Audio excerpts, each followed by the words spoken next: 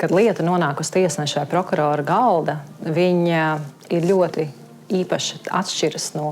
tām skolas grāmatām, kas ir bijis universitātē, tad, kad tiesnesis vai prokurors ir studējis, vai tas, kas ir izdzirdēts kādā no apmācībām, tā ir ļoti individuāla un ļoti, ļoti sarežģīta lieta, kuru jāizlemj ar vislielāko rūpību. Un, ja nav šīs mūža izglītības un šīs iespējas attīstīties, pilnveidoties un iemācīties visu jauno nepieciešamo, tad tiesnesim nav visu instrumentu. Tieši tāpēc Tieslietu akadēmija kā tāds mūža izglītības un tālāk izglītības centrs šeit visiem tiesnešiem, visiem prokuroriem, visiem amata kandidātiem, kuri kļūt par tiesnešiem vai prokuroriem, ir tas pats galvenais, ko mēs iedodam. Jo pārējo var iedot universitāte, varbūt kāda kursi, apmācība, studijas ārpusē, bet tieši šo mūža izglītību, to, ka tu nevienā brīdī nevari atļauties apstāties savās mācībās, savā pilnveidē, tas ir tas, kas Tieslietu akadēmijai ir jāiznes līdz katram tiesnesim.